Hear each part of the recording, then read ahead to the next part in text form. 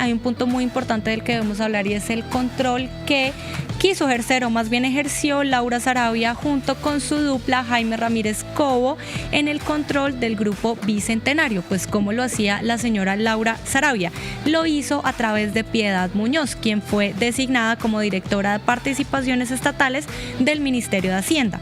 Básicamente, Piedad Muñoz, quien es la directora de participaciones estatales del Ministerio de Hacienda, es decir, quien controla 64 entidades estatales. Es decir, ella impone quiénes van a ser los miembros de las juntas directivas y presidenciales de esas entidades. Ese poder claramente se convirtió en una pieza clave para Saravia y para Jaime Ramírez Cobo dentro de todo este entramado. ¿Y qué era lo que hacía Saravia? Pues Saravia negociaba con congresistas y poderosos que miembros de entidades, que miembros de junta y directores de entidades necesitaban, y Piedad Muñoz hacía que esto fuera posible. Es decir, Laura Saravia era el cerebro detrás de todo esto y Piedad era la que lo hacía posible a través de la dirección.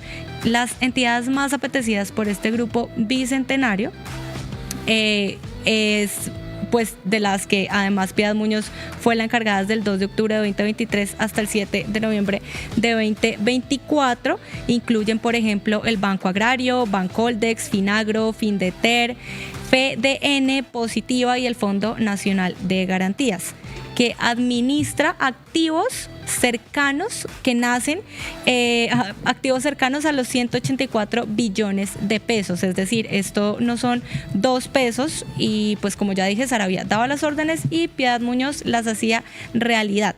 Entonces así fue como estos personajes establecieron un mecanismo de control absoluto, al punto de que pues claramente el presidente Gustavo Petro, en aras de tener el control del Grupo Bicentenario, porque ya era Laura Saravia la que tenía el control total, decide quitarle el poder a Saravia y nombra el 6 de noviembre del 2024 a Germán Ávila como presidente del Grupo Bicentenario.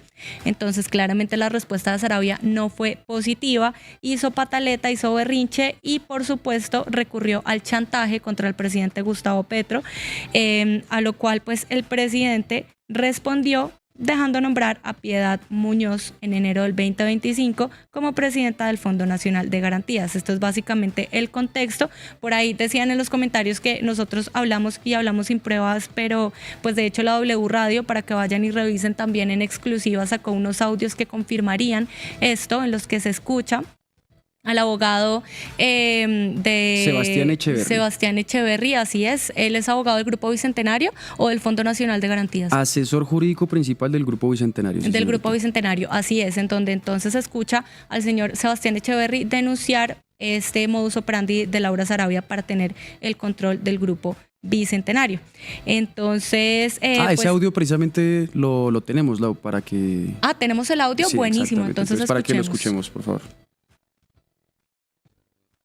Estas juntas se manejaban en Hacienda, entonces esto era una carta de Hacienda para mover sus cosas. Hoy en día las juntas, o hasta el 6 de noviembre que yo recibí, digamos, ya la instrucción de que firmáramos el contrato con el doctor Germán, esto se manejaba a través de Laura, de su asesor que se llama Jaime Ramírez, le daba las instrucciones directamente a Piedad, informales, por supuesto. Estas juntas se manejaban en Hacienda. Bueno, pues ahí, como lo estábamos mencionando, tenemos al abogado de este Grupo Bicentenario denunciando cómo Laura Saravia quería ejercer el control sobre este grupo. Entonces, ¿qué pasa después?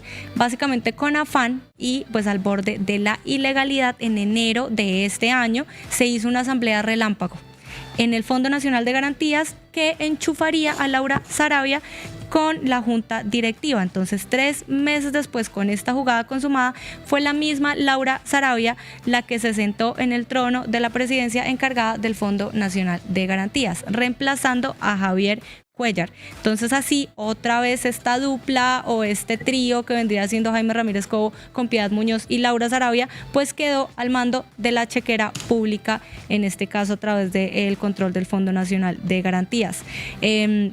Porque sí, básicamente, ¿qué era lo que hacían? Pues Muñoz con la firma diaria sobre pagares multimillonarios y Saravia desde la Junta alineaban el músculo financiero del Estado con el proyecto político que ya administraban notarías, puertos y, según los detractores de Laura Sarabia, hasta los sótanos del poder, como ya sabemos. El infierno. Entonces esto era un enroque perfecto, básicamente. Esto era la harina de los activos estatales. Nombra a la hermana mayor de los peajes palaciegos y acto seguido asciende para blindar el botín, todo con la bendición silenciosa del Grupo Bicentenario y bajo la lógica criolla de que la lealtad en este país es más rentable que cualquier licitación.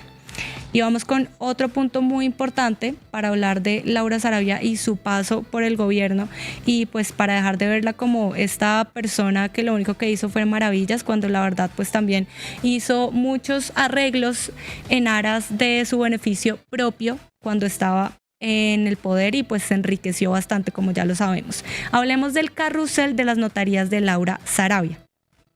En los corredores precisamente perfumados del Palacio de Nariño, Laura Sarabia tejió lo que sería un enroque que haría sonrojar a cualquier caudillo, básicamente.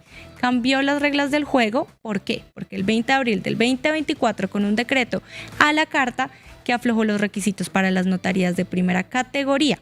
Con la puerta jurídica abierta, básicamente repartió 4 despachos dorados. Los repartió a dedo, así Laura Sarabia, 36, 75, 48 y la legendaria notaría segunda, cobrando, según testigos, un peaje político económico por el favor presidencial. Entonces, ¿en qué resultó esto? Una privatización de la fe pública hecha con tinta oficial, básicamente billete bajo cuerda y, como ya lo sabemos, silencio absoluto en los pasillos del Palacio de Nariño.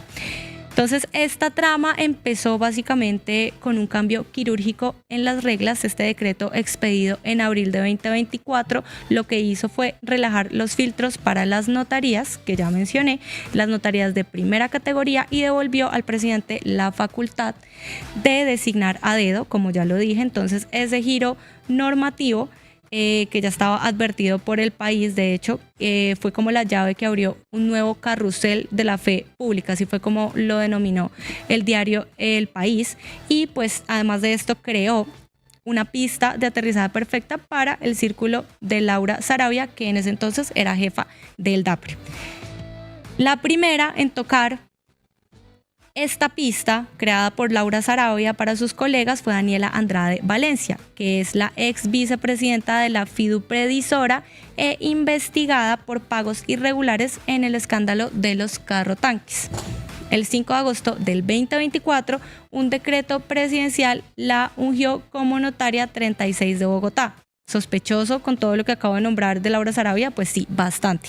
Entonces, el despacho que factura más de 350 millones al mes, que sería tenía detrás de su hoja de vida, además de esto, a Jaime Ramírez Cobo, al que ya hemos mencionado varias veces, que pues era asesor de pareja, de Palacio y pareja sentimental. También que según fuentes políticas empujó la designación pues de días después. Y bueno, otra ficha muy importante que subió a este tablero fue Jacobo Alejandro González Cortés, que es el antiguo socio del abogado presidencial Mauricio Pava, que es el actual novio de Laura Sarabia. Ahí vemos cómo todo se conecta. Entonces, este señor fue nombrado mediante el decreto 946 de julio del 2024, y pues básicamente González pasó del litigio VIP a la notaría 75, Usaquén, donde un veredicto de marzo de 2025 ya lo mostraba firmando herencias de alto calibre. Así es como vemos como Laura Sarabia, al parecer, todo lo que tocaba lo convertía en oro. A todos les iba súper bien de la mano de ella. Y pues es que también el segundo tiempo de este partido, de todas estas fichas clave en lo que fue el paso de Laura Sarabia, se jugó también con uniformes de camuflado. Pues les estoy hablando de que Erika Andrea Macías Cárdenas, que es la esposa del coronel Alfonso Urbano, que es ex colega de Carlos Feria en el anillo presidencial, fue designada por decreto 1053 en la notaría 48 de Barrios Unidos, justo cuando estallaba todo el caso de Marelvis, que ya nos comentó Julián, y pues que los sótanos de la Casa de Nariño claramente olían a polígrafo. Y pues el cierre ya de este punto, que no solo nos deja con olor a polígrafo, sino también con un sabor a aguinaldo, llegó la noche del 24 de diciembre precisamente. El decreto 1564 otorgó la notaría segunda, que es la más transitada de Bogotá, hay que decirlo, a Indira Lorena Álvarez Marrugo, que es contratista de Saravia de mucha confianza en el DAPRE. Entonces así queda este mapa. En resumen, son 4 notarías de oro, ingresos mensuales que superarían los 1.2 mil millones en total, y pues claramente este hilo común de parentesco entre todos estos personajes y Laura Saravia. Entonces estamos hablando de una lealtad política claramente, bueno, más bien podríamos hablar también de una sociedad comercial con esta ex jefa de gabinete. Un carrusel donde el decreto básicamente fue la llave, la fe pública de la mercancía y la sangre, obviamente, una vez más, el mejor aval para acceder a esta caja registradora del Estado.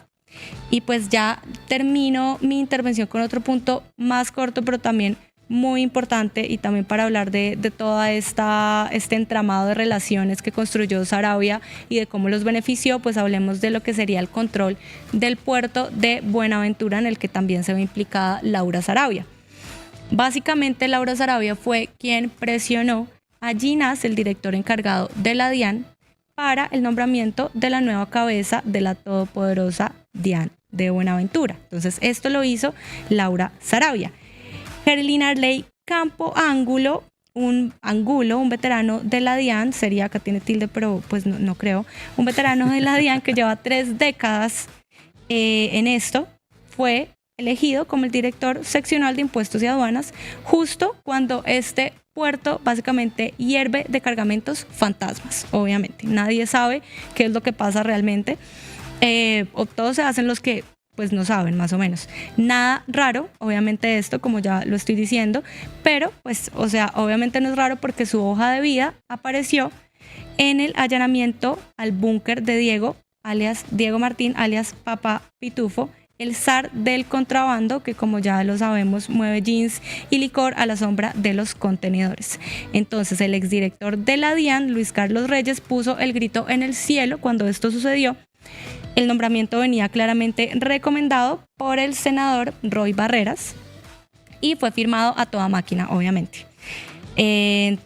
Todo esto pasó mientras pues la libreta de sobornos de Papá Pitufo claramente seguía oliendo a tinta fresquita, y así es el nuevo guardián del puerto aterriza con la bendición del palacio, obviamente, y el guiño de quien le teme más a la aduana que al infierno, y en una esquina donde cada sello vale un mundo y el contrabando se cuela como brisa salada. Así es como terminan estos puntos que implican también a Laura Saravia. En Positiva creemos en el poder de la colaboración, en la fuerza de los sueños y en la importancia de estar siempre presentes. Nos impulsa el deseo de proteger lo que somos y lo que seremos.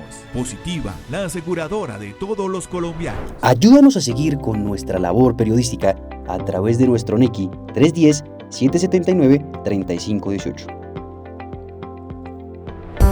Se está evaluando es que más adelante sí sea para todos. Lo que necesita el país. Pedí que me sacaran de allá. Un agradecimiento a todos por su sintonía aquí en el tercer canal. Métase en la mente de un delincuente, de un ladrón. A una nueva entrega de periodismo sin corrección. Pasión todo locura y estamos muy contentos. De las calles del sur. Digo, la señora, ¿me da un expreso, por favor?